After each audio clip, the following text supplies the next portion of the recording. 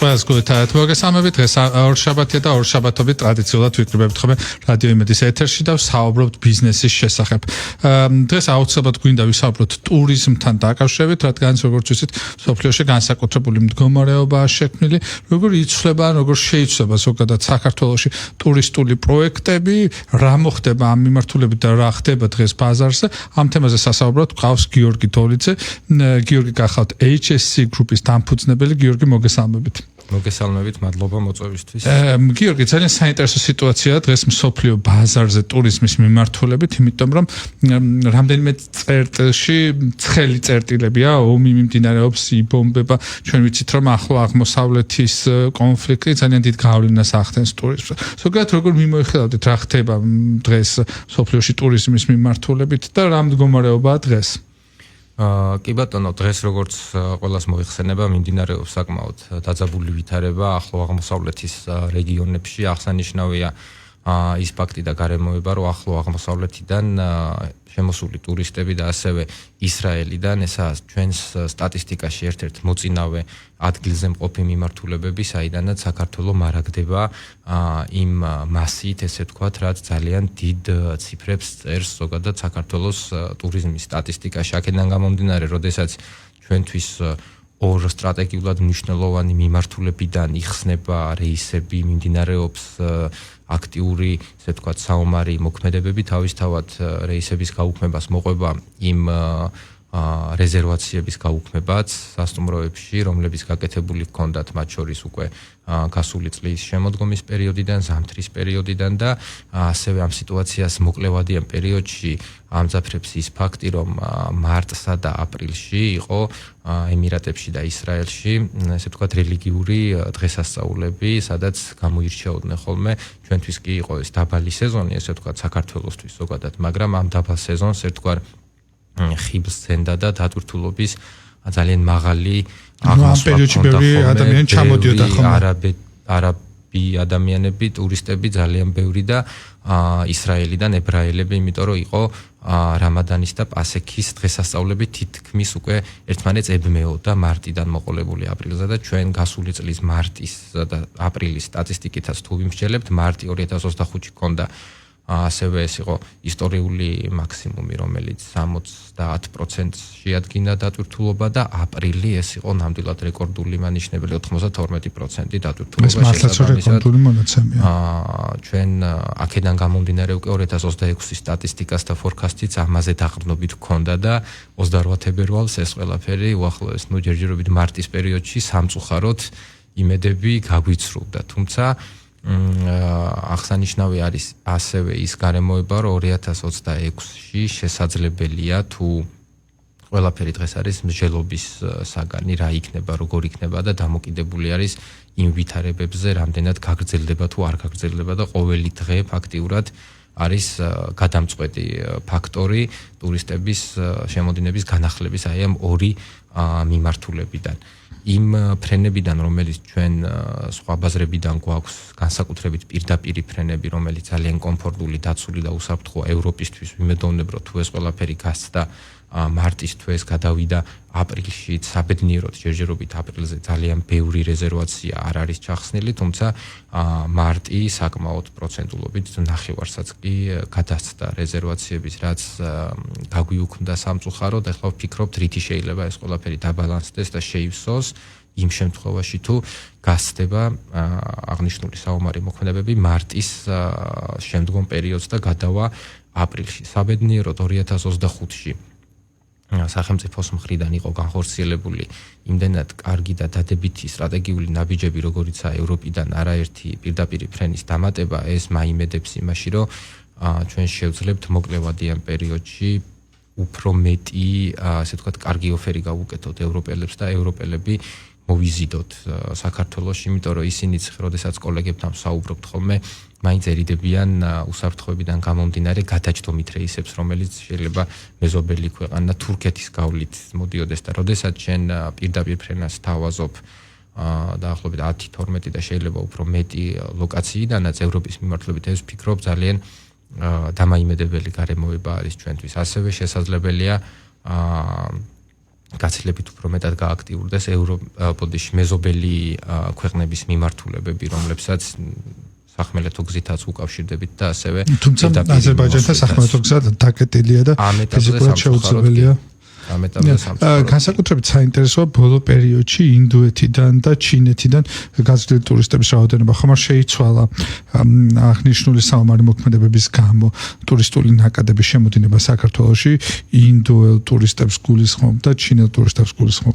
ჩინეთი და ინდოეთიც როგორც სხვადასხვა მიმართულებები 2025 წლიდანვე და მანამდე შეინიშნებოდა საკმაოდ აქტიურ ესე ვთქვათ მიმართულებად ჩვენი ქვეყნისთვის ჩინეთიდან ძალიან საინტერესო არის საქართველოს როგორც ტურისტული ასევე ფართო ეკონომიკური მიმართულებებით ჩვენ ვიცით რომ ამ წლის ასე ვთქვათ გაზაფხულზე ვართ ITB China-ს ერთ-ერთი უმსხვილესი ტურისტული გამოფენის პარტნიორი. როდის სტარტდება ეს? ეს სტარტდება მაისში როგორც ვიცით.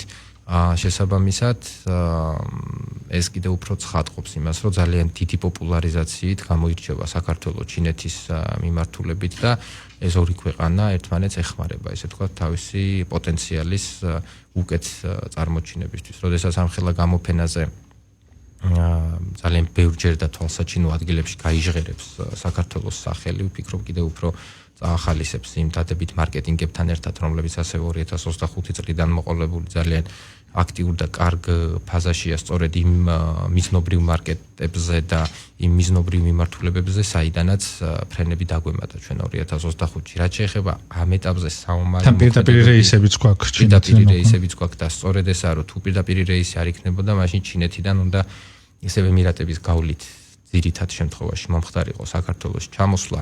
ამ შემთხვევაში დიდწილად თავისთავად ხელის შემშლელი ფაქტორი იქნებოდა, თუმცა ის რეისები და თუ კიდევ უფრო დაემატება მეტი რეისი ჩინეთიდან საქართველოს მიმართულებით პირდაპირ ფრენებს გულისხმობ, რა თქმა უნდა, აი ამ დანაკლის თუ ეს ყველაფერი ისევ და ისევ გასცდა აპრილის პერიოდს და გადავიდა უკვე მაისში და რა ვიცი ამაზე არავის არ გვინდა ფიქრი რომ გადავაზაფხულს უფრო ფიქრობ ძალიან დაგვეხმარება ევროპასთან ერთად მეზობელი ქვეყნები და ჩინეთის მიმართულება. ის ქვეყნები, რომლებიც დუბაიში თუნდაც ყატარში და სხვა ქვეყნებში და ქალაქებში სტუმრობდნენ ხოლმე და ჩადიოდნენ ხოლმე ტურისტულად, მათი ქცევა როგორ შეიცვალა, ხო არ შეიძლება საქართველოს იყოს ალტერნატივა თუნდაც იმ ევროპელი ტურისტებისთვის, რომლებიც ბოლო პერიოდში გეგმავდნენ დასვენებას, იქნებოდა ეს დუბაი, იქნებოდა ეს დოჰა თუ ამ მიმართულებით. რა თქმა უნდა, დუბაი და ზოგადად ემირატები იყო ერთ-ერთი მთავარი პოპულარული დესტინაცია, როგორც ევროპელებისთვის, ისევე შეიძლება თვითონ ქართველებისთვისაც, რუსებისთვის, სომხებისთვის, ყაზახებისთვის და ასე შემდეგ. და აქედან გამომდინარე ვფიქრობ, რადგანაც საქართველოს დაიმსახურა და თავი დააპოზიციონირა როგორც რეგიონში ერთ-ერთი წამყვანი უსაფრთხო შვიდი ქვეყანა, სადაც შეიძლება რომ ძალიან ბევრი ადამიანი კომფორტულად ჩამოვიდეს და ისვენოს, ისიამოვნოს სხვადასხვა იმ ღირებულებებით და გაეცნოს ჩვენს კულტურას, რაც საქართველოს ასე ვთქვათ მოყვა მემკვიდრეობით. ვფიქრობ ევროპიდან განსაკუთრებით, სადაც არის პირდაპირ რეისები, როგორც წეგან აღნიშნეთ, დუბაი რომ დროებით ასე ვთქვათ ჩაანაცვლოს და შესთავაზოს საქართველოს ალტერნატიული მიმართულება, ამის ძალიან მაღალი პოტენციალი გვაქვს და თუ ეს ყველაფერი გაგრძელდა ხანგრძლივ პერიოდზე და ზაფხულსაც შეეხო ევროპელებისთვის ჯერჯერობით მაღალი სეზონი მოგზაურობის კუთხით არ დაწყებულა, იმიტომ რომ არის მარტი და გადადის აპრილში, ხო? ანუ მაისი არის ხომ კიდევ ძალიან აქტიური პერიოდი ტურიზმისთვის. მაისის დასაწყისიდან უკვე პიკური სეზონი გვეწყება ფაქტიურად. იმიტომ რომ მეზობელი ქვეყნებიც ევროპაც და ზოგადად ყველა აქტიურდება. ბევრი დასვენების დღეები ებმის ხოლმე მეზობელ ქვეყნებში. და სხვადასხვა მიმართულებები და მაისიდან იწყება ის პიკი, სადაც თითქმის ჩვენთვის სტრატეგიულად ყველა მიმართულება იწყებს აქტიურ მოგზაურობას და ერთ-ერთი ეპიცენტრი და მოთხოვნადი მიმართულება არის საქართველო. ასევე აი გასული კი ვამბობთ თქვათ მაისიდან იწყება პიკური, მაგრამ გასულმა წელმა და ასევე 2024-მა თბილისისთვის ყოველ შემთხვევაში ჩამოაყალიბა უფრო ადრე დასაწყისი სეზონის და დაიწყო აი მაისის პიკი, რასაც ველოდებით ხოლმე გადმოინაცვლა აპრილიდან და სწორედ ამიტომ იყო აპრილში 2024 წელს 80, ხოლო 2025 წელს 92% დატვირთულობა ჩვენ შემთხვევაში, რაც იყო იმდენად დამაიმედებელი, რომ თითქმის 95%-ს ვარაუდობდით ამაზე დაყრდნობით და იმ კარგ გადაწყვეტილებებზე დაყრდნობით მარკეტინგის მიმართულებითაც მიზნობრივ სეგმენტებზე, რაც 2025-ში განხორციელდა, თუმცა სამწუხაროდ ჯერჯერობით გვაქვს ესეთი გაურკვეველი სიტუაცია, რაღაც ბნელი იმისავე და გვირაბივით, რომ ჯერ სინათლე არ ჩანს და ესე ხელების ცეცებით მიდიხარ და სად მიდიხარ. აბა ჯერ ძალიან რთულია ვისაუბროთ იმაზე, რამდენად შეეხო ეს პროექტებს საერთაშორისო ბრენდებისა, რომლებიც საქართველოში ცდილობდნენ თავიანთი სასტუმროების ან რაღაც კომპლექსების აშენებას და მის გამართვას. თქვენი კომპანია ამ მიმართულებით მუშაობს. რამდენად გააქვთ საერთაშორისო პროვაიდერებისგან, რომლებიც სასტუმროების ან სხვა მიმართულებით არიან, მესიჯები, რომ შესაძლებელია ეს პროექტები გადაიდოს ან არ გადაიდოს, ან რა მდგომარეობა ამ მიმართულებით? არა, საბედნიეროდ მსგავსი მოკლევადიანი, ესე ვთქვათ, და მით უმეტეს ახლო აღმოსავლეთში განვითარებული მოვლენების გამო, რომელიმე ბრენდმა ან ინვესტორმა პროექტი შეაჩეროს ამ პროექტის, ესე ვთქვათ, დაპაუზებაზე და შემდგომში გაგრძელებაზე იფიქროს, არა, რაც არის pipeline-ში დაგეგმილი სასტუმროები, ძირითადად ყველა მშენებლობა მიმდინარეობს, ეს გარემოება არა იმის გამსაზღვრელი, რომ სასტუმროს ინვესტორმა მის მშენებლობა და გახსნა გააჩეროს. რომელიც მომდევნო 2-3 წლის მერე. რა თქმა უნდა, მით უმეტეს ბრენდებიც ფართოვდებიან და ამას უფრო გლობალურად უყურებენ და კოვიდის დროს არ გაჩერებულა ბრენდული სასტუმროების მშენებლობა, როდესაც აბსოლუტურად გაცილებით უფრო მეტი გაურკვევლობა იყო, ვიდრე ახლა ეს ყველაფერი უფრო წერტილოვნად უშლის სასტუმროების არსებულ საოპერაციო გარემოს დატვირთულობას და ყველაზე ცუდი არის ის, რომ ეს ყველაფერი მოგევლინება სიურპრიზად ერთ დღეში და აი ამ ზუსტად ერთ დღეში გიწევს გადაწყვიტო ის, რაც არ იცი როგორ უნდა გადაწყვიტო. ფიქრობ მუდმივად, გაცილებით უფრო მეტად გიჭირავს პულსზე ხელი, ფიქრობ ფასი დააგდო, სხვა ბაზარი მოიზიდო, ჯერჯერობით სეზონი არ არის, ფასი დააგდო, ფრენა არ არის, რა მნიშვნელობა აქვს, მაგრამ თუ ცოტათი დააგდებ, მაინც პატარა შედეგი მოაქვს და აი ამ ორ ტრიალში ხარ, რომ თანამშრომლებთან და გუნდთან ერთად რა შეიძლება რომ გააკეთო, რომ ეს მოკლევადიანი პერიოდი ბრძოლებში გადაარჩინო. ის რო გლობალურად სადღაც ესეთი აქტიური მოქმედებებიდან გამომდინარე რომელიმე საერთაშორისო ბრენდმა ან ინვესტორმა გააჩეროს სასტუმროს მშენებლობა და დეველოპმენტი, საბედნიეროდ გავსახელება ჯერჯერობით. როგორ ვითარდება ზოგადად ტურისტული ბაზარი თქვენი გადმოსახედიდან და თქვენ კლიენტებს თუ გადახდებით? ბაზარი საკმაოდ საქართველოს ყალიბდება ერთ-ერთ მთავარ ეპიცენტრად რეგიონში. აქვს ძალიან დივერსიფიცირებული მიმართულებები, მოყოლებული ევროპიდან დამთავრებული ვთქვათ იაპონიით, კორეაც არის საკმაოდ აქტიური, ინვესტიციების მიმართულებით ტურიზმის კუთხით და სასტუმროებში არის ძალიან მაღალი ზრდის ტემპი გამომდინარე იქედან, რომ მოთხოვნადი ქვეყანაა და სასტუმროს ბრენდებიც ასევე ძალიან დიდწილად არიან წარმოდგენილი, ზოგიერთი ბრენდის 12-15 ქვებრენდული ობიექტი არის მარტო თბილისში წარმოდგენილი, ბათუმი ვითარდება ბრენდებით და მარტო თბილისი და ბათუმი არ ვითარდება კიდევ, ხო? რა თქმა უნდა, ამასთან ერთად სხვადასხვა რაიონები და რეგიონები, როგორიცაა კახეთი, სამცხე-ჯავახეთი და ასე შემდეგ.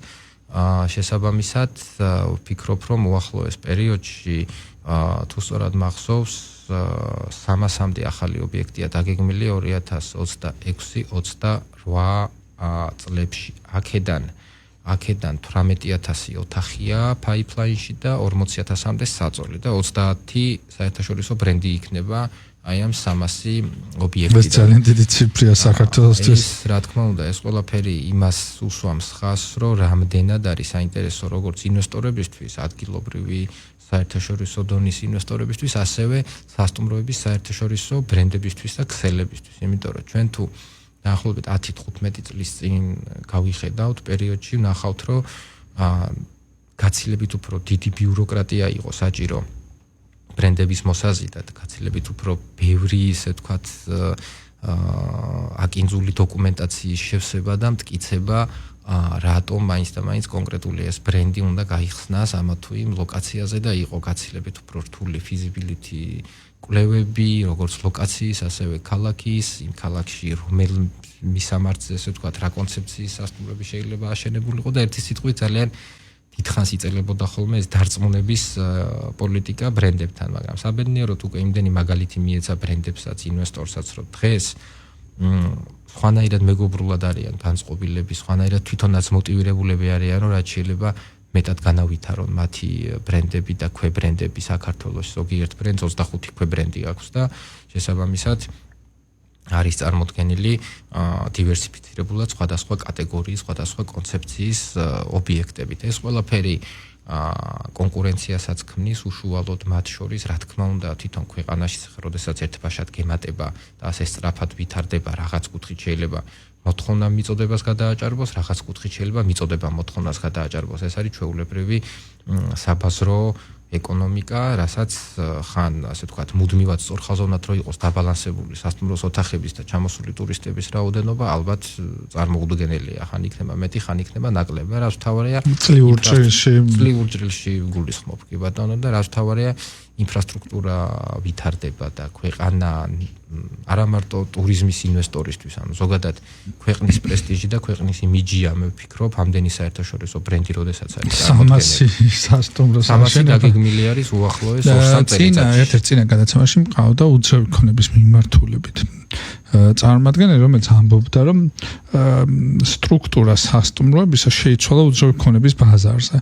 ის რომ წლების განმავლობაში პატარა სასტუმროები, საოჯახო სასტუმროები, თბილისის მასშტაბით და ბათუმის მასშტაბით წარმატებულები იყვნენ, ეხლა ეს იცვლება და პატარა ტიპის სასტუმროები უძრავი ქონების კუთხით კარგავენ იმ ფასს, რომელიც მათ აქვთ. რადგანაც უფრო მეტად ქსელური ტიპის სასტუმროებზე გადადის უფრო მოთხოვნა და ეს პატარ-პატარა სასტუმროებმა დაიწყეს უკვე ოფისებად გადაკეთება და რაღაცა. როგორია თქვენი შეხედულება ამ მიმართულებით და თქვენი გამოცდილება? თქვენი კომპანია მსგავსი ტიპის კონსალტინგს ატარებს? ნაწილობრივ დიდწილად უფრო სწორად დავეთანხმები, იმიტომ რომ არ ვიცი რამდენად სწორი იქნება ხა სასტუმროს რაღაც რეკლამაში რო არ ჩაგოთვალოს ერთ-ერთი ბიუჯეტური ბრენდი ვთქვათ, მოდით, სახელი არ დავასახელოთ, ბიუჯეტური საერთაშორისო ქსელის ბრენდი, როდესაც შემოდის და მაგალითად $60 ქალაქში, ძველ ქალაქში, ცენტრში გთავაზობს, იქ ქმნის სხვა ტიპის კონკურენციას და როდესაც მასიური შენობები 30 ნომრიანი, 40 ნომრიანი, 35 ნომრიანი სასტუმროები ზოგიერთი შეიძლება მოძველდა რემონტს საჭიროებს, ზოგიერთი სხვანაირ მარკეტინგს საჭიროებს, ზოგიერთი ესე ვთქვათ სპეციფიკური ვითგომებს საჭიროებს. ასეთი ობიექტებიდან ავტომატურად გამოირჩა უშუალოდ კონცეპტუალური ბუტიკური სასტუმროები, რასაც აღნიშნულმა ბრენდებმა პირდაპირ კონკურენცია ვერ გაუწია, მაგრამ მასიურად წარმოდგენილ ობიექტებს გაუწია. ამაზე შეიძლება პირდაპირ მარტივი პარალელი გავავლოთ, აი ესეთი კითხვა რო დავსვათ, როდის იყავით ბოლოს არაქსელურ მარკეტში. მაგალითად, რომელსაც აწერია უბნის მაღაზია, ვთქვათ, უბრალოდ ძალიან ვერ გავიხსენებ. ხო, იმიტომ რომ სასტუმროს ვერ გავიხსენებ, როდის მომრავლდა უბნებში და ზოგადად გაიზარდა, ესე ვთქვათ, ქსელური ბრენდირებული შეფუთვით მარკეტები. რომელსაც სხვა ტიპის სერვისი აქვს და სხვა ტიპის მომსახურება აქვს. შეიძლება და ასე თუ ისე იცი პირობითად იქ სასტუმროში ფრანკფურტში ჩახვალ, მილანში ჩახვალ თუ პირობითად ბაქოში ჩახვალ თუ ერევანში ყველგან ერთი და იგივე ტიპის მეტნაკლებად ერთი და იგივე დიზაინი, ერთი და იგივე ფასი, ერთი და იგივე მომსახურება და ამას გარდა აგროვებ პოინტებს, ლოიალიტი პროგრამებია და ასე შემდეგ და როდესაც ახლა ადამიანი თქვენს რო წარმოიდგინოთ თქვენს თავზე, ჩამოდიხართ უცხოელი საქართველოში და გააქვთ ორი ალტერნატივა, ან სასტუმრო A, ან სასტუმრო B, რომელიც არის ძალიან ნაცნობი ქსელის წარმომადგენელი, სადაც გააქვთ თქვენი სპეციალური ფასდაკლება, დისკაუნტი და ასე შემდეგ. ანუ ბუნებრივია, რომ ეს ყველაფერი, როდესაც ამდენ ქსელთან გვაქვს ურთიერთობა, რაღაცები გადალაგდება, რაღაცები შეიცვლება. თქვენი კომპანიიდან გამომდინარე, რაზეა ძირითადი მოთხოვნა, რას გიყოთ ამ ხოლმე დამკვეთები? ჩვენ შემთხვევაში ჩვენ ოპერირებთ ჩვენთვის იდეალური, ესე ვთქვათ, წარმოდგენილი სცენარი არის, როდესაც სასტუმროს მშენებლობამდე არქიტექტორებთან ერთად ვსივართ, მუშაობთ სწორ კონცეფციებზე და ვავითარებთ მშენებლობიდან გახსნამდე პერიოდს სრულად მივყვებით და ესე ვთქვათ, ჩვენ იმ სტანდარტებზე ვაწყობთ, რა სტანდარტებიც უნდა იყოს მოთხოვნილი ამა თუ იმ ლოკაციაზე. ძირითადად ეს არის მაინც უფრო მართვის ტიპის მომსახურება და არის არქიტექტურასთან ერთად მუშაობა არქიტექტურა დიზაინთან, კონცეფციებზე, სწორ დაგეგმარებაზე, ასევე სტანდარტების თავის დროზე იმპლემენტაციაზე, იქნება ეს back of house ვეძახით, სადაც საოპერაციო გარემო შეიძლება როგორი ნომერი უნდა ქონდეს, რამდენი, რა კატეგორიის, რა ზომის და რომელი ბრენდი შეგვიძლია რომ შემოვიყვანოთ. და თქვენ აწარმოებთ ამ საერთაშორისო ბრენდებთან მოლაპარაკებას კონკრეტული ტიპის ლოკაციაზე, რამდენად მარტივი შეიძლება იყოს სამოვალოდ ამ ბიზნესის მუშაობა ამ პოტენციურ გათვლებს. კი ბატონო, ჩვენ ესე ვთქვათ, როგორც ოპერატორი მენეჯმენტ კომპანია ამ შემთხვევაში თუ მფლობელმა გადაწყვიტა და ბრენდმაც რომ ესე ვთქვათ ფრანჩიზა უნდა ფრანჩიზის ლიცენზია უნდა გაკეთდეს ამა თუ იმ ობიექტზე, ჩვენ როგორც ოპერატორი კომპანია უკვე ასე შევდივართ მფლობელთან ერთად ვარჩევთ ჩვენ ვურჩევთ რომელი ბრენდი რა კონცეფციით შეიძლება ამ შემთხვევაში რომ შემოვიყვანოთ, შემდეგ არის ხოლმე უშუალოდ ბრენდებთან თავისთავად შეხვედრები, მოლაპარაკებები, რამდენად გაიზარდა გიორგი მოთხოვნა ამ მიმართულებით? მოთხოვნა გაიზარდა თქვენ თქვით რომ 300 სასტუმრო კეთდება 2028 წლამდე თბილისში თუ საქართველოში 10 წლის წინ 8 წლის წინ რომ შეგიხედათ ზოგადად საქართველოში კონსალტინგის პირობას ბოდიში სერვის ხო იმდენად პოპულარული არ იყო და მაინც რაღაცა იყველას თავის მოდი მე თვითონ გავაკეთებ მეგობარს ვკითხავ რაღაც იქ იმას ვიზავ ამას ვიზავ და ესეთი შეცდომებს დაუშვებ რომ ხო ესეთი ძალიან ბევრი გქონია სხვათა შორის რომ მივსულვართ და მერე ჭირს ხოლმე გადაწყებულის გადაკეთება არის გაცილებით უფრო დიდი თავის ტკივილი ვიდრე ნულიდან დაწყება 5 ობიექტის ერთად იმიტომ რომ იცი რას აკეთებ და შეიძლება გახუთმაგებული, გაექვსმაგებულიც იყოს 2013-14-15 წლებიდან დღემდე პერიოდს თუ შევადარებთ სასტუმრო ბიზნესის ოპერატორი კომპანიები და კონსალტინგი და ზოგადად ბრენდებთან ურთიერთობა და მათი შემოყვანა ძალიან კოლოსალურად არის გაზრდილი და ვიმედოვნებ რომ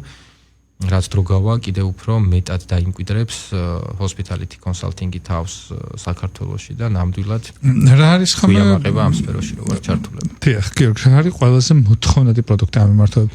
უფრო კონსალტინგია საერთაშორისო ბრენდებთან ურთიერთობა თუ უფრო დაგეგმარების მიმართულება დღეს ყველაზე უფრო მოთხოვნადი? გაჩნია რა ეტაპზე შეხვალ, იმიტომ რომ ერთმანეთზე არის გადაბმული. აი ესე რო ვთქვათ, რომ მარტო ბრენდის შემოყვანას უნდა ადგილზე შესაბამისი შემდგომ მობილიზება და ბრენდის პოლიტიკის გატარება. ანუ ვთქვათ თქვენ ინვესტორი მოხვედით ჩვენთან, ჩვენ შემოგიყვანეთ, გიწარმოეთ მოლაპარაკება ბრენდთან და მერე ბრენდი გავალებთ ბრენდის სტანდარტებზე აწყოთ ობიექტი. ამ შემთხვევაში ჩვენ თუ აღარ ვართ ჩართული, მარტო რჩებით და უნდა გაყვეს და გაგრძელდეს. ან გააჩნია რა ეტაპზე შევალ ზუსტად მაგიტომ თქვი უფრო დაგეგმარებიდან მოყოლებული ბრენდის შემოყვანამდე თუ ჯერ არ არის გახსნილი ობიექტი და თუ გახსნილია თავისთავად მართვის ან სრული მენეჯმენტი ან მართვის კონსალტინგი გააჩნია ხოლმე ობიექტს რა ზომისაა თავისი მარკეტინგით იქნება თუ პერსონალის მართვით და სრული კონცეფციით რა თქმა უნდა ეს ძალიან მნიშვნელოვანია, იმიტომ რომ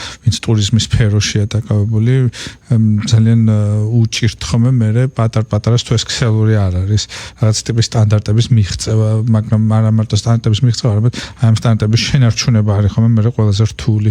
რადგანაც როგორც თქვენ ახსენეთ, გაძლიერებულმა შემოტევამ ქსელური ტიპის სასტუმროებისა დაასვა ამ ბაზარს საქართველოში და პატარ-პატარა ბრენდები და უჩინარდებიან ის ძველი პატარა რომელსაც შეიძლება რემონტი ჭირდებოდა, შეიძლება რაღაცა ტიპის მომსახურება ჭირდებოდა, ესენი და მარკეტინგის გადახალისება შეიძლება რემონტი შეიძლება კონცეფციის შეცვლა, მაგრამ ესეც უკვე დიდ ხარჯებთან გადის შემდეგ მფლობელის მხრიდან რომ გადმოხედავს ისედაც ვიცით რომ გრძელვადიანი ინვესტიცია არის სასტუმრო ბიზნესი თანხას რო ჩადებ ვთქვათ 3-4 წელი თუ დიდი ობიექტია უნდა აშენო არემონტო შემდეგ გახსნა და 10 წლის პერსპექტივაში დაელოდო სრულ უკუგებას ნუ პლუს მინუს გარკვეული წლები გააჩნია როგორია და ჩვენც რა ვიცი მაქსიმალურად ვთილობთ ხოლმე რომ როდესაც ობიექტში თუ გვაქვს იმის ფუფუნება რომ ნულიდან ჩავერთოთ ან დროულად ჩავერთოთ მაშინ ვთილობთ რომ იქ იქნება ბრენდი თუ არ იქნება მაინც მოვაწყოთ ჩვენი გამოცდილებით საერთაშორისო სტანდარტებზე სადაც ამომავლოთ რომს გაყიდოს მფლობელმა ობიექტი ან მოისურვოს დღეს არა და 5 წლის მერე ბრენდის შემოყვანა თითქმის ყველა ბრენდის სტანდარტზე იყოს მორგებული და მე არ გაუჭირდეს და არ დასჭირდეს რაღაცების მინგრევა, გადაკეთება, გადმოკეთება და თუნდაც ოთახების კატეგორიების ზომები, სტანდარტები, სასაწყობო ფართები და ყველაფერი ძალიან მაქსიმალურად ვთვლობთ, რომ მიუხედავად იმის არაბრენდულიც თუ აპირებს მფლობელი რო გააკეთოს, მაინც გქონდეს ჩვენგან ბრენდული წყობა, ესე ვთქვათ და ბრენდული განლაგებები, რომ შემდგომში არ იყოს სირთულეები. თქვით რომ მოთხოვნა ძალიან გაიზარდა. ამ გაზრდილ მოთხოვნას თქვენ ხედავთ თბილისსა და ბათუმში თუ მთელ საქართველოში ხედავთ? გამომდინარე იქიდან რომ თბილისი და ბათუმი არის ყველაზე აქტიური წერტილები საქართველოში. განსაკუთრებით ალბათ ბათუმიც.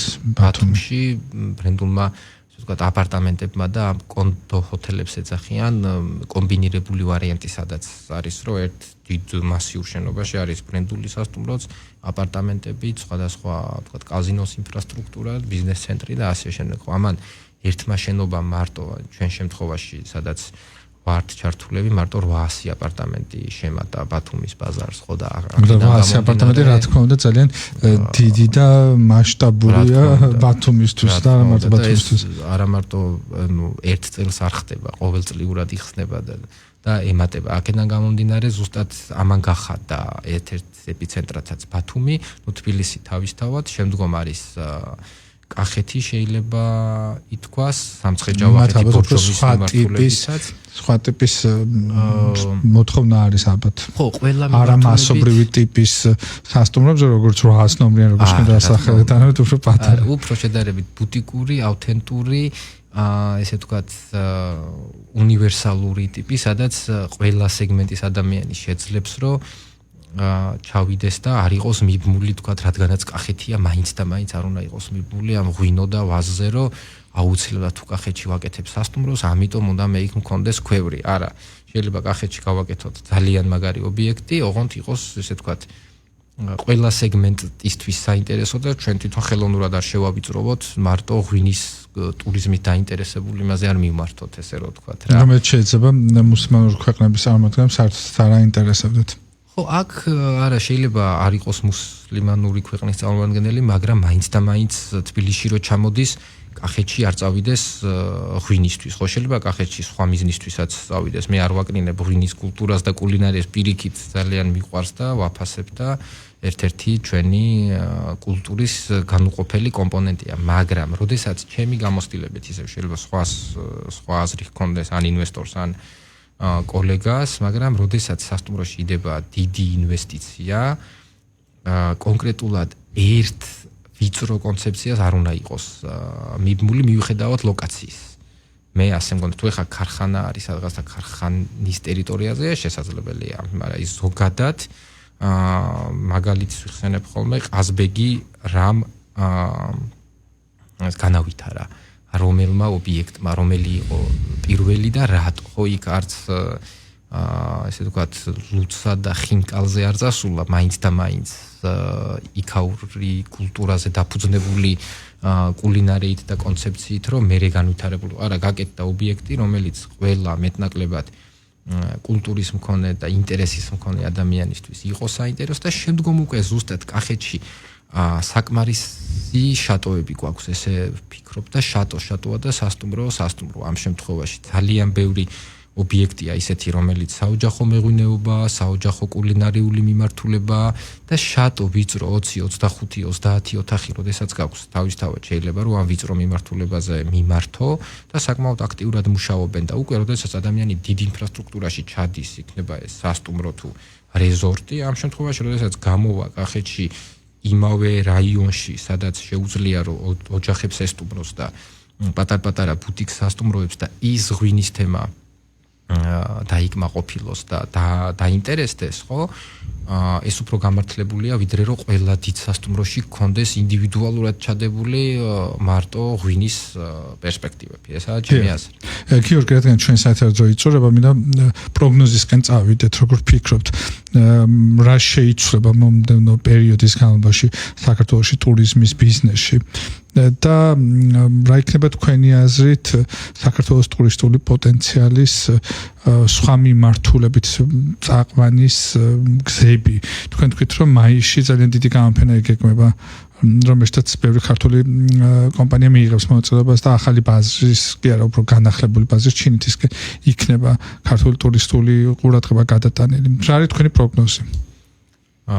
პროგნოზი გამოფენების კუთხით დაწყებული იანვრიდან დღემდე საკმაოდ აქტიურად მიმდინარეობს საერთაშორისო გამოფენები, ასევე ITB ბერლინში ჩატარდა მარტის დასაწყისში, სადაც ჩვენ ძირითადად ტურისტულმა კომპანიებმა და ასევე სასტუმროებმა აქტიური მონაწილეობა მიიღეს ტურიზმის ადმინისტრაციასთან ერთად და ვფიქრობ ეს ყველაფერი, როდესაც კერძოდ და სახელმწიფო სექტორი ერთობლივად მუშაობს და ერთი მიზნისთვის ბრძოლობს, ძალიან დიდი შედეგები იქნება. პროგნოზი ამ ეტაპამდე სანამ ახლო აღმოსავლეთის მოვლენები დაიწყებოდა, რა თქმა უნდა 80-85%-იანი საშუალო დატვირთულობა ჰქონდა გათვლილი როგორც ევროპიდან, მეზობელი ქვეყნებიდან, ისრაელიდან, ემირატებიდან და ასე შემდეგ, მათ შორის ჩინეთ, ინდოეთიდან, თუმცა დღეს რო ვთქვათ, რამდენად შეიცვლება, ასე გადაჭრით ვერ ვიტყვით, იმიტომ რომ არ ვიცით რა იქნება. ხვალ და ეგ ყველაფერი დამოკიდებული არის, რამდენი ხნით გაგრძელდება. არის ორი სცენარი. ძირითადი სცენარი დასრულდება მარტში, აპრილის შუადან აღდგება ყველაფერი ძალიან მალე. თქვენსაც რაღაცა პერიოდი ჭირდება. ამ შემთხვევაში თუ სიტუაცია ოფიციალურად ჩაწყმარდა, ისევ და ისევ ესე ვთქვათ, შარშანდელი ამ საომარი ვითარების გამოცდილებით, რომელიც შუა სეზონზე მოხდა ისრაელსა და ესე ვთქვათ, ჰამას შორის, იყო ორკვირიანი ბრძოლები და ასევე ერთ კვირაში აღდგა დამთავრებიდან. ეს რადგან უფრო გლობალურია, მაშინ უნდა ვიფიქროთ ორ კვირაში აღდგება, დამთავრდება აპრილში, ორ კვირაში აღდგება მაისიდან აპრილის შუადან საკმაოდ კარგი პერიოდი გვექნება, იგივე, რასაც ვარაუდობდით 2025-დან პლუს 10%-ს დატვირთულობას და ასევე შემოსავლებს. გასტანს მაისის ბოლომდე და ივნისის ბოლომდე აღნიშნული სიტუაცია, მაშინ რადიკალური სწორება უნდა გაკეთდეს ყველას მხრიდან, ისევ და ისევ ევროპაზე, ჩინეთში პირდაპირ რეისების დამატებაზე, სხვადასხვა მიმართულებებით კიდევ უფრო მეტი პირდაპირ რეისების დამატებაზე და კიდევ უფრო მეტად დაპოზიციონირებაზე ჩვენი ქვეყნის როგორც მთავარი მშვიდი მიმართულება რეგიონში, რომ აქ ბევრი ადამიანი მოვიზიდოთ. ამაზობაში ზაფხული წამოგვეწევა, ზაფხულში მე ვფიქრობ ისევ და ისევ უნდა ვთქვათ, მაგრამ თქმა არ გვინდა თუ გაგრძელდა ჩვენი შიდა ტურიზმიც გააქტიურდება და კახეთს, ბათუმს და ასე შემდეგ დატვირთავს შიდა ტურიზმი, ესეც იგივე კოვიდის პრაქტიკიდან გამომდინარე და ჩვენ ამ მოკლევადიან პერიოდში, ესე ვთქვათ, კი არ გვაქვს საქმე გასაღიმად და სახუმაროთ, მაგრამ ხუმრობთ ხოლმე კოლეგები, რომ კოვიდიდან მოყოლებული პანდემიის პრაქტიკა გამოვიმუშავეთ, ტურიზმში როგორ შეიძლება საომარ მოქმედებებში პრაქტიკა და იმუნიტეტი გამოვიმუშავეთ და ყოველი შიდა ეს რაღაც დაძაბულობები, იქ რაღაც აქციები, როდესაც იყო და დესტაბილიზაციები, ეგ პრაქტიკაც და იმუნიტეტიც გამოვიმუშავეთ და ხო, ყველა ესე ვთქვათ წლის დასაწყისში თუ ბოლოში ესეთი სიურპრიზები გვაქვს ხოლმე და მაგიტო ვცდილობთ რომ შვიდად, მაგრამ რაღაც მაინც ვღელავთ ამ ყველაფერზე. რო არ იღელო არ შეიძლება, ვერ გამოხვალ, იმიტომ რომ ამდენი თანამშრომელია დასაქმებული, ამდენი ტურისტი იყო ჩამოსასვლელი, ამდენი გადასახადი და ეს ყველაფერი ამდენი ხალხისთვის ხელფასებია და რა თქმა უნდა და ეს ყველაფერი ხო პირდაპირ გავლენას ახდენს ამაზე. ხა ერთია ეს გლობალურად შეიძლება არავის არ აინტერესებდეს, ვინც ერთმანეთს ურტყამს დღეს, მაგრამ ესე ვთქვათ, პატარ-პატარა ქვეყნები ძალიან იჩაგრებიან და ტურიზმია პირველი მოწყვლადი სფერო. ვინცად დაახველებს თუ დააცემინებს სამეზობლოში, ტურიზმს ურტყავს ესევე ჩვენთან. გიორგი, მე მინდა ძალიან ბევრი წარმატება გისურვო და დიდი მადლობა საინტერესო სტუმრობისთვის. ჩვენ დღეს საუბრობდით ტურიზმთან დაკავშირებით, როგორ იცვლება, როგორ შეიცვალა ტურიზმის ბიზნესი ზოგადად ბოლო პერიოდში განვითარებული მოვლენების შესაბამისად. HSC გრუპის დამფუძნებელი გიორგი დოლიძე იყო დღევანდელი ჩემი გადაცემის სტუმარი. დღევანდელი ჩემი გადაცემა დასრულებულია, ჩვენ ერთმანეთს შევხვდებით შემდეგ ორ შაბათს. დროებით.